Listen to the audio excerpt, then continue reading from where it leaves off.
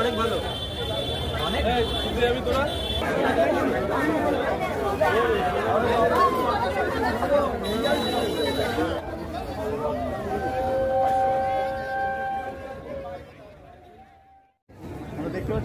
মিনিটা বেশি খেলো না।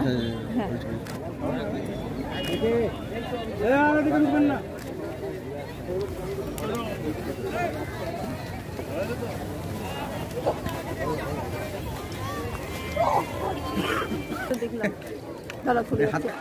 ভারতবর্ষের প্রাক্তন অধিনায়ক, বিসিসিআই প্রাক্তন সভাপতি, সিএবি প্রাক্তন সভাপতি এবং আমাদের সকলের আইকন সৌরভ গঙ্গোপাধ্যায় আজকে বর্ধমানে উপস্থিত আপনাদের সামনে। ক্রীড়া সংস্থা যার বয়স 125 বছর, জেনারেল সেক্রেটারি পীরদাস মন্ডল আমাদের অভিভাবক, তিনি তাকে প্রথম সম্বর্ধিত করছেন।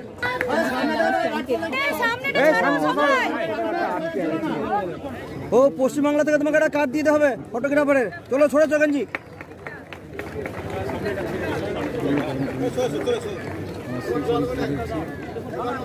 না না না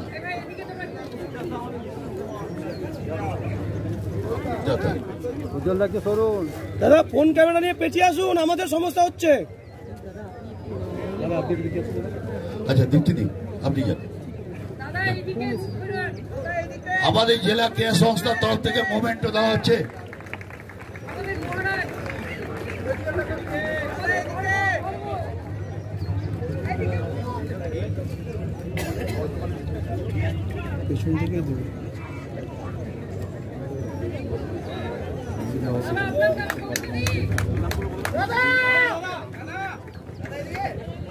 এরপর আমাদের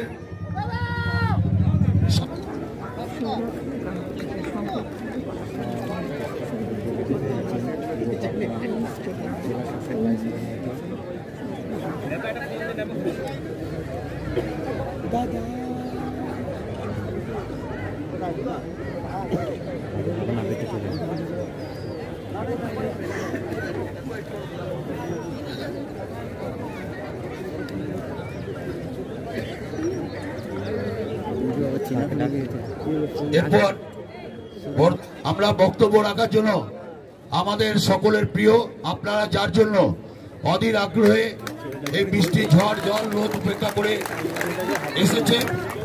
নমস্কার মাননীয় ডিএম ম্যাডাম, আয়েশা ম্যাম, মাননীয় বিধায়ক খোকন বাবু, শিবুদা, আমাদের অত্যন্ত প্রিয় পীরদা খেলোয়াড় জগতের খুব বহুদিনের এবং 50 বছর ধরে বর্ধমান জেলার সাথে খেলাধুলোর সঙ্গে যুক্ত সিএবির বহুদিনের রিপ্রেজেন্টেটিভ অ্যান্ড সবচেয়ে হচ্ছে খুব ভালো মানুষ।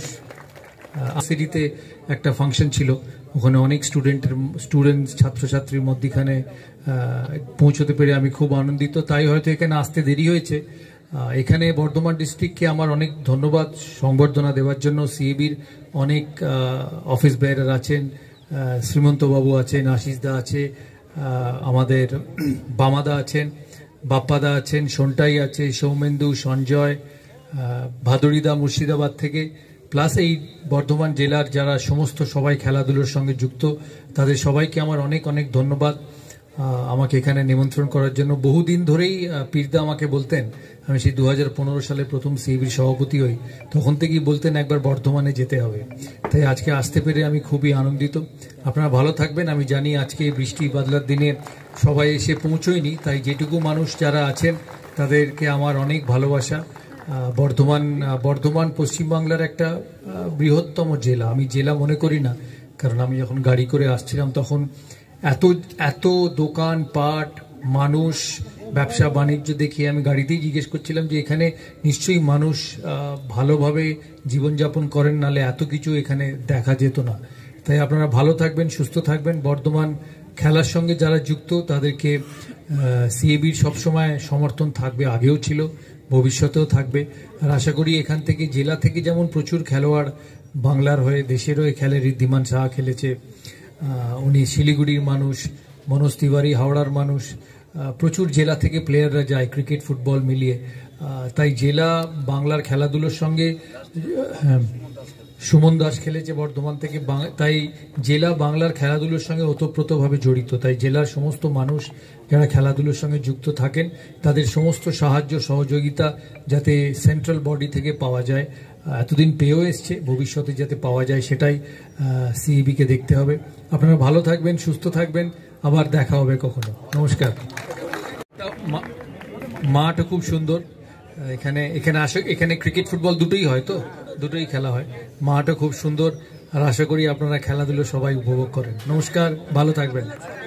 আর বেশি চাওয়া হবে যদি একটা ফ্লাড লাইটের অ্যারেঞ্জমেন্ট করে দেন। দেখুন, আমি চাই সবার কাছে, আপনার কাছে চাইলাম, আমরা ওনার অনুমতি নিয়ে আমরা আজকের অনুষ্ঠান এখানেই সমাপ্ত করলাম। আপনাকে হাত মেলাতে পারিস নি? না। কেন? আশা নিয়ে এসেছিলিস তো? আশা নিয়ে তো ছেলেকে নিয়ে এসেছিলেন। হ্যাঁ, 2 বছর ছেলে এখানে প্র্যাকটিস করে। ছেলে সবচাইতে প্রিয় সৌরভ গাঙ্গুলি একটা সাদা টুপি কিনেছিল, ছেলের টুপিটার মধ্যে একটা সিগনেচার নেবে বলে। ওই যে সাদা টুপিটা দেখুন, সিগনেচার আছে নাকি। কেন তাহলে আশা হতে হলো? হ্যাঁ, একটু তো হলো। কি নাম ছেলের? ছেলের নাম এমডি সাকিব মন্ডল। ছেলে একদিন বড় হতে পারে এইটুকু আশা করি। দাদার কাছে যেতে পারার মতন আশা এইটুকু করি। কতক্ষণ ধরে ওয়েট করছিলেন? আমরা তো সকাল থেকেই আজকে এতে ছিলাম। আমার বাড়ি কালনা, আমার ছেলে কালনা থেকে এসে প্র্যাকটিস করে। কালনা থেকে সকাল থেকে উদ্যোগ নিয়ে এসেছিলাম, কিন্তু হলো না, একটুখানি মিস হলো। তো যাই হোক, দেখা তো হলো কাজ থেকে। হ্যাঁ, চোখে দেখলাম। দাদাকে ইচ্ছে ছিল, ছেলে একটা সাদা টুপি কিনেছিল, ওটার মধ্যে একটা সিগনেচার নেওয়ার, কিন্তু দাদা তো সিগনেচার তো আর পেলো না ছেলেটা।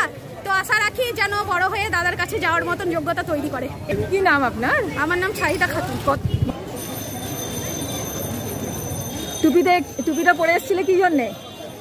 দাদাকে সিগনেচার করাতে পারলে?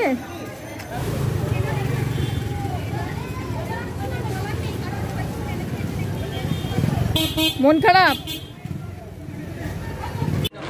আজকে আমরা রাধারানী স্টেডিয়ামে এসেছিলাম, সৌরভ গাঙ্গুলি স্যার আসবেন বলে এসেছিলেন। আমরা আজকে দেখলাম, স্যারকে অনুভব করেছি, অনেক ভালো লেগেছে। সব কিছুই ঠিক ছিল, কিন্তু স্যারের কাছে একটু গিয়ে একটা অটোগ্রাফ নেওয়া, হ্যান্ডশেক করা যদি হতো তাহলে অনেক ভালো হতো। আমাদের মানে এই ক্যাম্পেই আমরা খেলি, যদি আমাদের স্টুডেন্টগুলোদেরকে সবাইকে একটু অটোগ্রাফ দেওয়া হতো তাহলে খুব ভালো হতো। এটাই একটা দুঃখ রয়ে গেল।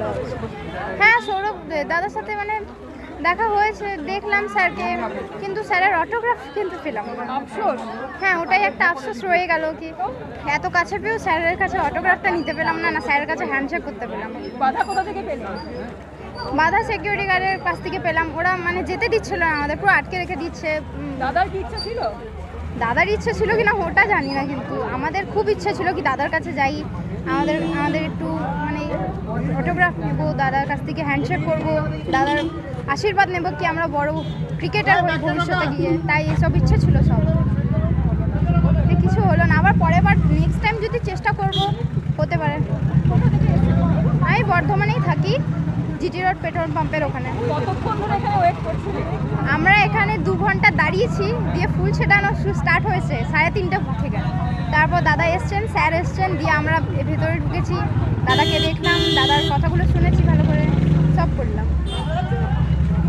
আচ্ছা, অনেক তো খেলা আছে, মহিলা হিসেবে ক্রিকেটকে কেন বেছে নিয়েছিল? অনুপ্রেরণা কি? সবথেকে বড় অনুপ্রেরণা হচ্ছে আমাদের নিয়ে অনেক ক্রিকেটার আছে মহিলাদের থেকে, ঝুলন গোস্বামী, স্মৃতি মান্ধানা, হরমনপ্রীত কৌর, দীপ্তি শর্মা, শেফালি বর্মা, সবাই কিন্তু খুব বড় বড় ক্রিকেটার। আর আমিও ওদেরকে দেখেই আমার মানে ইচ্ছে হয়েছে কি আমিও ভবিষ্যতে গিয়ে একটা ভালো ক্রিকেটার হতে চাই। নামটা কি বললে? উন্নতি সিং। কোন ক্লাস? 7।